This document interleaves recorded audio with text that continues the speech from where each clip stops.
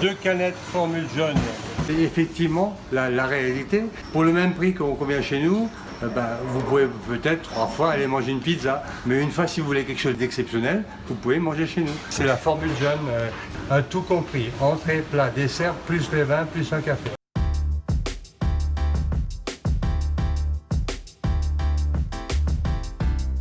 Comment ça marche? Donc ça c'est quoi? Vous pouvez m'expliquer? Donc, Là par exemple vous avez tous les nombres de couverts, vous avez le nom, après le prénom, et ça c'est déjà les menus qui sont réservés par exemple, et ici c'est tous les commentaires.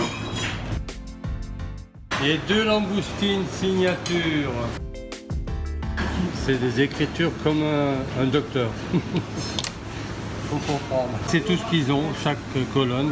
Là où il n'y a rien, c'est des petits menus, donc il n'y a rien. Voilà. Donc au bas de l'assiette, on commencera avec un sashimi de bœuf wagyu et truffe noire. Au centre de la cuillère, vous avez un tartare de veau, gel pomme Granny Smith et truffe noire également. Et on terminera avec un bonbon de parmesan, truffe et noisettes. Dans cette assiette va s'introduire une petite assiette sur laquelle il y aura 3 accessoires. Et ça, c'est l'élément qu'on peut changer tous les ans. Cette année, c'est l'année du poisson. Donc on a, avec l'ALIC, essayé de trouver quelque part un poisson qu'on peut adapter à ceci. Donc voilà. Il y a un partenariat entre la maison Deutz et la Villa René Alic. La maison Deutz se situe à Haï, village natal de René Alic. On a tous les poissons, tout ceci. Et il y a encore l'ancien de l'année dernière qui est l'hirondelle. C'est celle-là, c'est l'hirondelle. C'est ce qui était l'année dernière pour les 130 ans. Poursuivra l'éveil des papilles avec un œuf en or. Au fond de la coquille, vous allez trouver un jaune cuit parfait, salade d'oignons rouges et mousse parfumée au tozatsu. Sur le côté, on retrouvera également un toast avec poireaux cuits au miso blanc.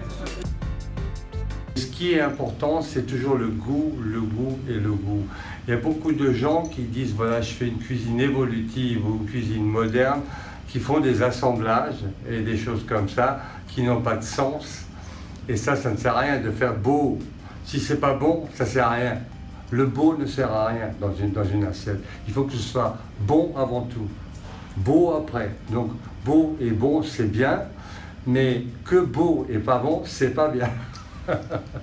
Je suis catégorique là. Vous allez découvrir une mousse au miso blanc et caviar d'huile d'olive. Ouais. Donc voilà la cuisine. Le service se passe ici, les gens rentrent, là-bas il y a la verrerie, là-bas il y a la vaisselle. On le met comme ça. c'est fragile. Oui.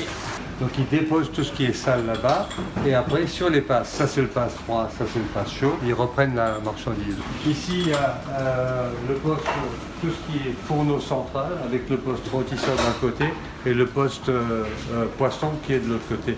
Et tout ce qui est là, c'est le poste froid. Nous avons tout ce qui est mis en place du jour.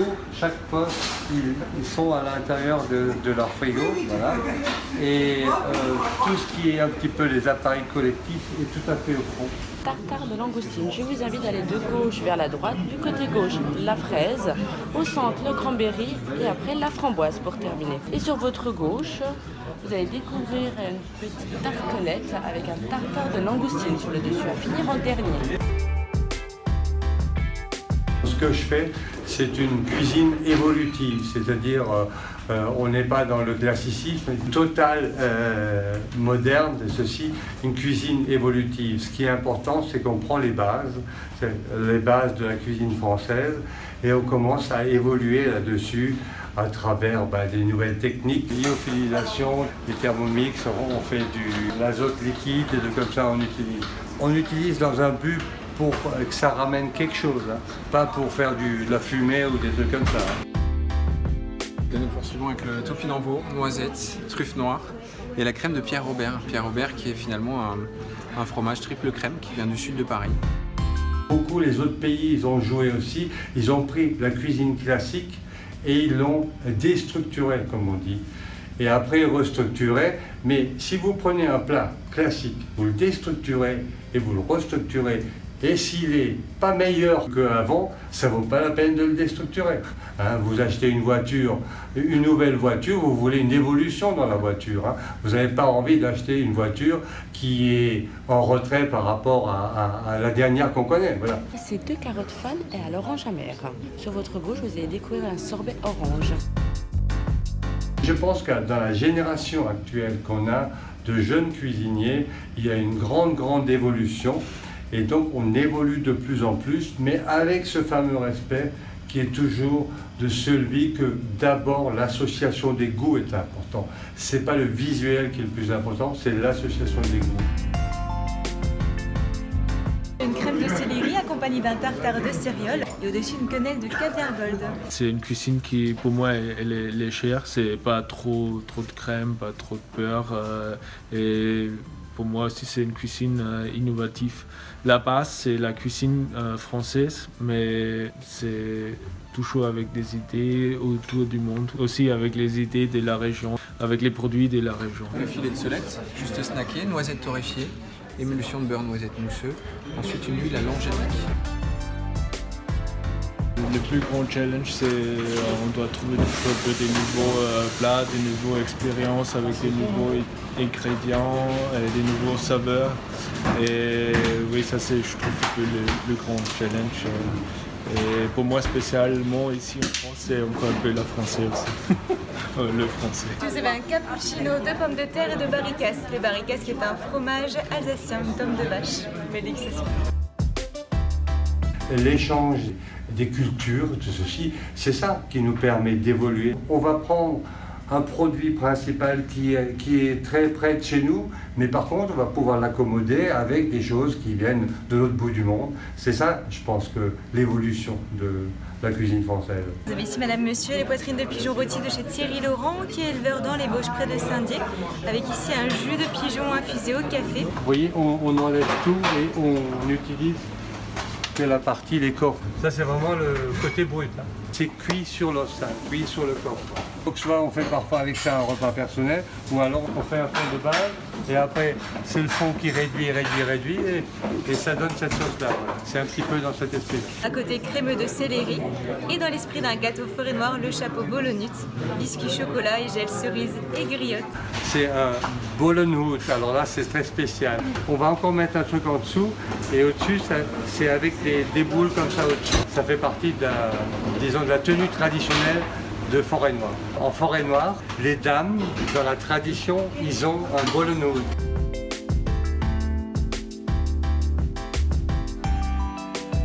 Vous allez déguster la cuvée Eneo sur l'IGT Toscane, donc sur le millésime 2006, un très beau millésime. Et donc c'est un vin qui appartient à la collection des vignobles de Monsieur Dens, le président directeur général de la Villa Rhône-Alpes.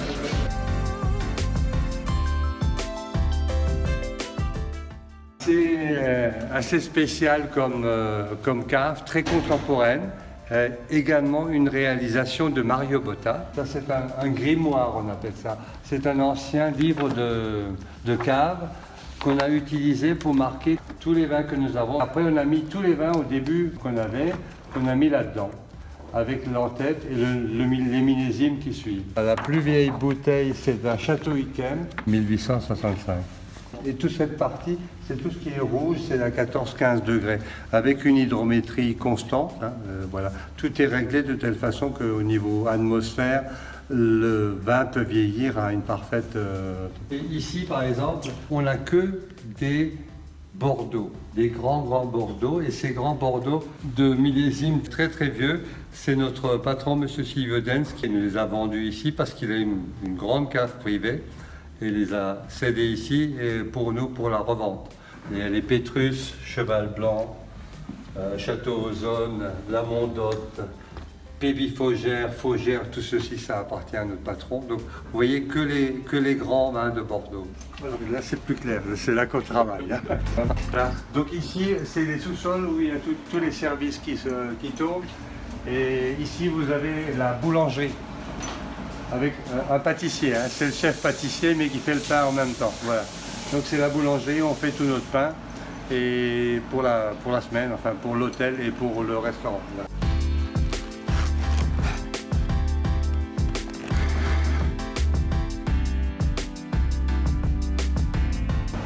Après, bon là vous voyez, ça c'est de l'économa. Chaque truc, ici c'est pour la lingerie, chaque département est différent. Voilà. Ici c'est tout ce qui est vestiaire, réfectoire pour le personnel, pour manger. chambre positive pour stockage. Là, vous voyez. Donc chambre négative pour stockage. J'avais fait la prévision là, que je suis en train de recalculer. Vous voyez la semaine d'avant. Donc ça c'est ce que j'ai prévu chaque fois. Et ça c'est ce qu'on a fait. 60, 60, 70, 72, 40, 38, 80, 81. Et comment vous savez 35 sur les prévisions et parce qu'il y a beaucoup de réservés. Si j'ai pas beaucoup de réservés, je vais pas, mais comme je suis bien réservé, c'est ça qui est l'avantage. On peut prévoir, surtout quand on travaille avec des produits frais. Et après tout ceci ici, il y a tout ce qui est poubelle et tout ceci, enfin tout ce qui est partie sale et par là, voilà.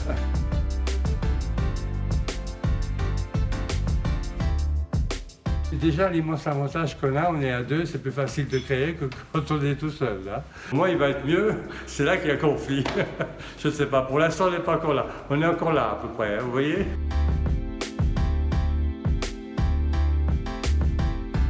Il y a toujours un côté exécutif qui fait encore, mais de plus en plus, va falloir qu'il remplisse mon rôle. Maintenant, il commence à monter, donc aussi longtemps, la dernière décision, c'est toujours moi qui vais la prendre, mais à un moment ou un autre, il va arriver là. Hein. Donc, qui va prendre la décision? Et là, vous dites, mais il y a parfois des frottements, on n'est pas encore là.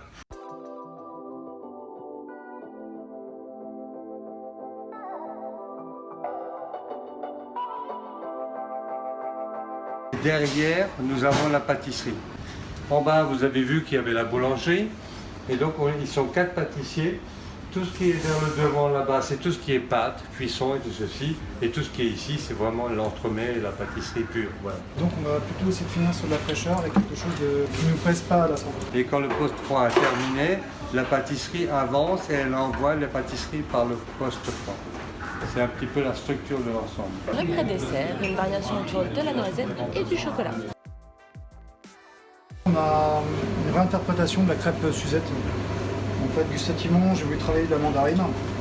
Et voilà, pour l'accompagner, on a travaillé sur une base de crêpe, mais beaucoup plus légère, avec une marmelade de mandarine confite, avec un jus Suzette qui est servi à part.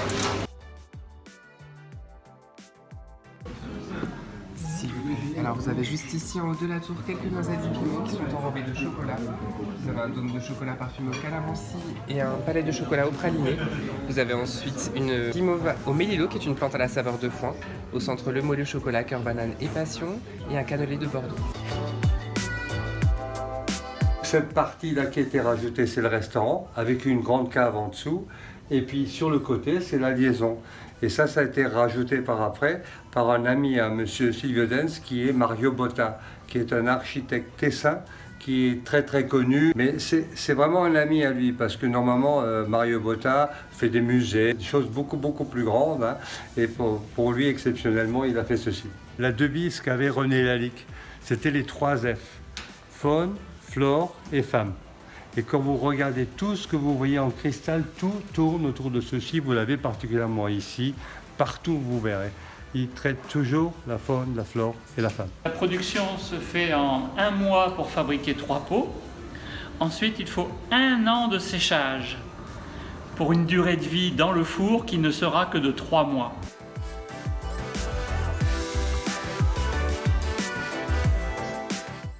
Nos connaissances plus ce que la Ligue sait faire.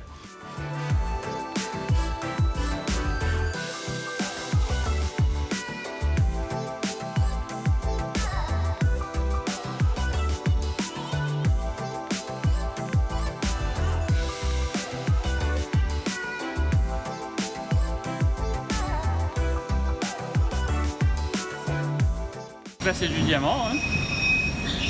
C'est des endroits où ils vont devoir retravailler la pièce pour éliminer des petits défauts de surface. Vous voulez voir travailler un outil diamanté? Ouais.